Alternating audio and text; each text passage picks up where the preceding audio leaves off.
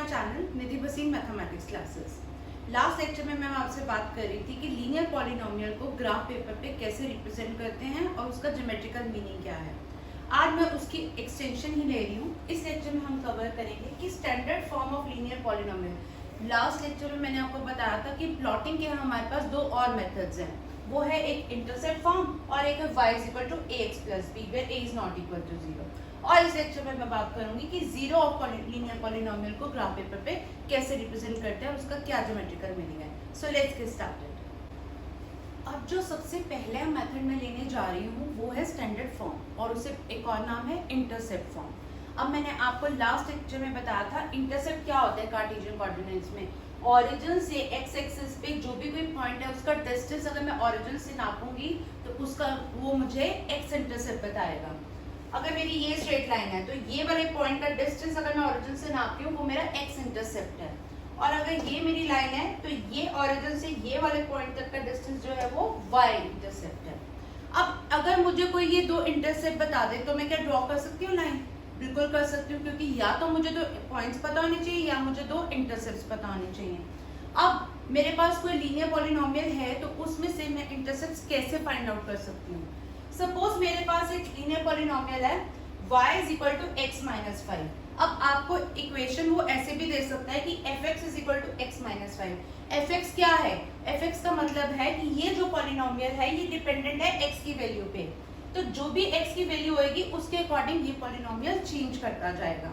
तो मैं इसे किसी के भी बराबर लिख सकती हूँ, fx के बराबर भी लिख सकती हूँ और y के बराबर भी लिख सकती हूँ। ठीक है, अब ये हो गया लीनियर पॉलिनोमियल। ठीक है, दूसरी बात हमें क्या पता है कि लीनियर पॉलिनोमियल जो है उसका ग्राफ हमेशा एक स्ट्रेट लाइन होता है और हमेशा वो दो पॉइंट्स पे ग्राफ में काटता है। ठीक है, एक पॉइंट लेता है वो एक्स एक्सिस पे और एक पॉइंट लेता है वो वाई एक्सिस पे। ठीक है, मैंने आपको 5 पॉसिबल केसेस लास्ट वीडियो में डिस्कस करे थे।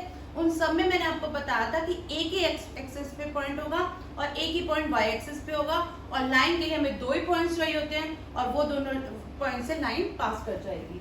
अब मैं ले रही हूँ इसका क्या मैथमेटिकल फॉर्मूला है स्टैंडर्ड फॉर्म और इंटरसेप्ट फॉर्म का। उसका फॉर्मूला है x by a plus y by b is equal to 1। अब ये a और b क्या है? ये है a है इंटरसेप्ट ऑन x एक्सिस, मैंने उसका नाम लिया है।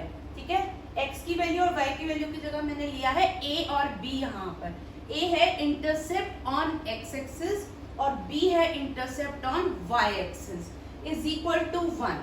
अब इस फॉर्मूला की दो कंडीशन है। क्या? एक तो कांस्टेंट हमेशा एक अलग साइड पे होगा, सिर्फ वही होगा और वो पॉजिटिव होगा, और x by a plus y by b होगा। ठीक है, और x और y हमेशा पॉजिटिव रहेंगे, a और b का साइन हम चेंज कर सकते हैं। ठीक है, क्या मैंने बताया? एक साइड पे हमेशा कांस्टेंट होगा और वो 1 होगा। दूसरी बात मैंने आपको बताई कि बीच में हमेशा पॉजिटिव साइन होगा और x और y कभी भी नेगेटिव नहीं हो सकते, a और b का कोई भी साइन हो सकता है। ठीक है, इस फॉर्मूला को यूज करने के टाइम हमें सिर्फ यही बात का याद रखना है और ये हमें क्या हेल्प करने वाली है? हमारे को प्लॉटिंग में हेल्प करने वाली है। ठीक है, अब अगर मैं इसका रीअरेंजमेंट करूं, रीअरेंजमेंट करने के लिए मैंने आपको बताया इस इक्वेशन का रीअरेंजमेंट करेंगे जो हमें दी गई है। रीअरेंजमेंट करने के रूल क्या बताया कि कांस्टेंट एक ही साइड पे होना चाहिए और वो पॉजिटिव होना चाहिए। ठीक है, तो अब मेरे पास मेरा पॉलिनोमियल क्या था? x minus y equal to 5। तो मैंने इसको अरेंजमेंट करा, रीअरेंजमेंट करा। मैं कांस्टेंट को एक साइड पे लेके उसको पॉजिटिव बना दिया और y को मैं इधर ले। ठीक है, अब हमारे पास दूसरी कंडीशन है कि वो 1 ही होना चाहिए, तो 1 इंटू 5 इज 5। तो क्या मैं यहाँ पे 1 लिख के 5 नीचे जा सकती हूँ? उसको ट्रांसपोजिशन मेथड कर सकती हूँ? बिल्कुल कर सकती हूँ। अब जब मैं ये 5 यहाँ नीचे ले गई तो क्या ये जो एलसीएम है ये x के नीचे और y के नीचे अलग अलग लिख सकती हूँ? हमेशा लिखना पड़ेगा, क्योंकि ये जो एलसीएम है इसको हमें x को भी देना है और y को भी देना है। तो जब मैंने x और y को दे दिया तो मेरे पास अब क्या आ रहा है? अब मेरे को अगर इससे कंपेयर करूं तो क्या कर रहा है? ये माइनस साइन मुझे एक प्रॉब्लम दे रहा है। इस माइनस साइन का क्या करूं मैं? अब मैंने आपको बताया कि x और y ने तो पॉजिटिव ही रहना है। ठीक है, तो ये माइनस साइन के नीचे जा सकता है। क्या मैं 5 माइनस 5 बाय 6 को 5 बाय माइनस 6 लिख सकती हूँ? बिल्कुल लिख सकती हूँ। ठीक है, तो वही मैंने यहाँ पे किया। -y/5 था, मैंने उसको लिख दिया y/-5। तो अब मेरे पास a क्या है, x इंटरसेप्ट, उसकी वैल्यू है 5 और b है -5। क्या ये दोनों पॉइंट्स मुझे हेल्प करेंगे अब मेरी स्ट्रेट लाइन बनाने के लिए? चलो देखते हैं।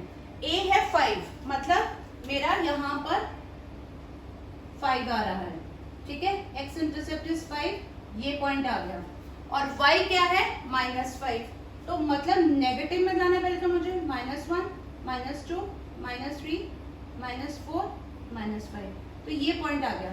तो मेरे पास ये दोनों पॉइंट्स आ गए, एक तो आ गया ये और एक आ गया ये। तो अगर मैं स्ट्रेट लाइन बनाऊं, आपको बताया कि यहाँ पे हमारे पास x इंटरसेप्ट 5 है और y इंटरसेप्ट -5 है, तो ये हमारा -5 आ गया, y एक्सिस में नेगेटिव है, x एक्सिस में पॉजिटिव है, ये दोनों पॉइंट्स लेंगे और हमारी एक स्ट्रेट लाइन बन जाएगी। आप देख सकते हो कि दो पॉइंट्स के आने से ही मेरी एक स्ट्रेट लाइन बन जाती है, और वो मेरे x इंटरसेप्ट और y इंटरसेप्ट से भी पता लग सकता है। अब इंटरसेप्ट ही क्यों ले रहे हैं हम, पॉइंट्स के हम एक, जैसे हम हर कोऑर्डिनेट्स, इसकी कोऑर्डिनेट्स क्या हैं, इसका हमारा जो y कोऑर्डिनेट है वो 0 है, क्योंकि जो पॉइंट x एक्सिस पे लाई करता है तो उसका y कोऑर्डिनेट 0 हो जाता है। अब आप देखो ना y कोऑर्डिनेट क्यों 0 हुआ, ये ऊपर तो कहीं गया ही नहीं है, तो सिर्फ x एक्सिस पे है ना, ये नीचे गया, तो y कोऑर्डिनेट 0 हो गया। अब जो ये वाला पॉइंट है -5, ठीक है, ये सिर्फ y एक्सिस पे ही लाई कर रहा है, x पे क्यों नहीं गया, क्योंकि ना तो ये राइट में गया ना लेफ्ट में गया, ये सिर्फ वहीं पर है जहां पर y एक्सिस है, इसका मतलब इसका x कोऑर्डिनेट 0 है। तो जब मेरे पास दो इंटरसेप्ट आ गए तो मैं एक स्ट्रेट लाइन बना सकती हूँ, ठीक है। ये एक इजी मेथड है, जो हम कन्वेंशनल मेथड करते थे प्लॉटिंग ऑफ पॉइंट्स, उससे डिफरेंट है। लेट्स इसकी फॉर्म हम लेते हैं y = ax + b, ये स्टैंडर्ड फॉर्म लेते हैं, जहां पर ना तो a 0 हो सकता है ना b 0 हो सकता है, लेकिन a कभी भी 0 नहीं होगा। क्यों नहीं होगा, क्योंकि अगर ये वाला पूरा पॉलिनोमियल x की वैल्यू पे डिपेंड करता है, अगर हमारा a 0 हो गया तो इसका मतलब ये पूरा 0 हो गया, तो y जो है वो सिर्फ b के बराबर आएगा। और अगर कोई भी पॉलिनोमियल में अगर कांस्टेंट के नंबर के बराबर आता है, वो ग्राफ कांस्टेंट पॉलिनोमियल हो जाता है, वो एक स्ट्रेट लाइन तो देगा, लेकिन वो पैरेलल टू x एक्सिस या पैरेलल टू y एक्सिस होएगी, वो हमारी straight line passing through x and y नहीं होएगी। मैंने आपको दोबारा से बता रही हूँ कि a जो है वो 0 नहीं हो सकता, ठीक है। अगर a 0 हो गया तो ये कांस्टेंट पॉलिनोमियल बन जाएगा, और जो हमारी स्ट्रेट लाइन आएगी वो एक कांस्टेंट पॉलिनोमियल की आएगी, जो कि पैरेलल टू y एक्सिस होती है या पैरेलल टू x एक्सिस होती है। अब इस केस में अगर हमारे पास b 0 हो जाए, ठीक है, सिर्फ b 0 हो जाए, b 0 होगा तो ये वाले कोऑर्डिनेट्स जो हैं वो सिर्फ x पे डिपेंड करेंगे, ठीक है। तो वो वाली स्ट्रेट लाइन जो है वो हमेशा ओरिजिन से पास करेगी। मैं दोबारा से रिपीट कर रही हूँ, a तो हमेशा 0 नहीं हो सकता, वो हमेशा का यूनिवर्सल ट्रुथ है, लेकिन b 0 हो सकता है। अगर b 0 हो गया तो मैंने आपको 5 केसेस डिस्कस किए थे, एक उसमें केस था कि लाइन जो है वो ओरिजिन से पास करेगी जहाँ पे x 0 और y 0 होगा, वो 5th केस बताएगी, ठीक है। वो कौन सा केस था, जब लाइन हमारी ओरिजिन से पास करी है। वो कौन सा केस है इसमें, जब a की वैल्यू जो b की वैल्यू है वो 0 है, a की वैल्यू तो कभी भी 0 नहीं हो सकती। अब मैंने यही पॉलिनोमियल लिया जो मैंने लास्ट पॉलिनोमियल लिया था, y = x - 5 = fx। अब यही हमारे को स्ट्रेट लाइन ग्राफ देगा, जो कि x एक्सिस और y एक्सिस को एक एक पॉइंट पे काटेगा, ठीक है। वन ऑफ द 4 केसेस हम ढूंढेंगे कौन सा है, 5th तो नहीं पॉसिबल है क्योंकि b की वैल्यू है हमारे पास। अब मैं अगर इसको स्टैंडर्ड फॉर्म से कंपेयर करूं, ठीक है, स्टैंडर्ड फॉर्म का क्या रूल है कि यहाँ पर 1 × x will be x, ठीक है, और यहाँ पर प्लस का मतलब है प्लस, दिस इज -5, b की वैल्यू क्या हुई हमारे पास -5, a की वैल्यू 1 आ गई, b की वैल्यू -5 आ गई। अब हम इसमें ये जानते हैं कि जब भी पॉइंट x एक्सिस पे लाई करता है तो उसका y 0 होता है, और जब y एक्सिस पे लाई करता है तो x 0 होता है। इसी को मैं यूज करूंगी यहाँ पर। मैंने पहले पुट किया y 0, तो मेरे पास x की वैल्यू आ गई, और मैंने फिर x को 0 पुट किया और मेरे पास y की वैल्यू आ गई। क्या ये दोनों मुझे एक स्ट्रेट लाइन ग्राफ दे देंगे? बिल्कुल दे देंगे। अब वही स्ट्रेट लाइन ग्राफ आएगा मेरे पास यहाँ पर,